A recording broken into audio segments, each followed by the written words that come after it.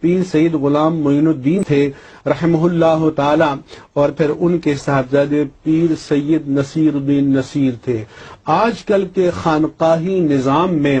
سمجھتا ہوں کہ وہ صاحب علم بھی تھے، صاحب قلم بھی تھے،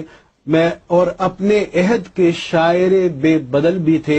اور اپنے عہد کے نثار بے نظیر بھی تھے۔ اردو شاعری ان کی مرزا بے دل اور داغ کے درجے کی شاعری تھی۔ اور آپ جانتے ہیں، ہم سب جانتے ہیں کہ اردو کا جو اصل ہے وہ عربی ہے، فارسی ہے، ہندی یا سنسکرت ہے، اور پیر سید نصیر الدین نصیر کو ان تمام زبانوں پر کمال حاصل تھا۔ تشبیہات، استعارات، تلمیحات، کنایا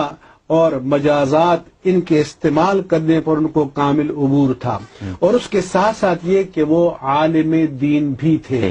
اور ایک خانقاہی نظام سے وابستہ ہوتے ہوئے انہوں نے نام و نسب کتاب لکھی، اور یہ بتانے کے لیے کہ صرف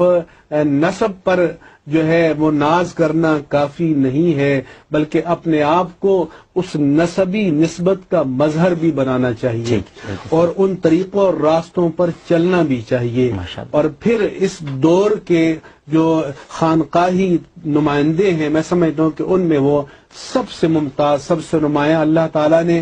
صورت بھی اچھی عطا کی تھی، نسبت بھی اچھی عطا کی تھی، علمی مقام بھی تھا، اور پھر ان کو اللہ نے آواز بھی بڑی حسین عطا کی تھی کہ جب نعت پڑھتے تھے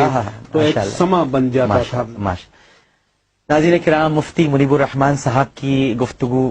آپ نے سماعت فرمائی، اور یہ یقیناً ایسی باتیں تھیں کہ جی نہیں چاہتا تھا کہ ہم مفتی صاحب سے کہیں کہ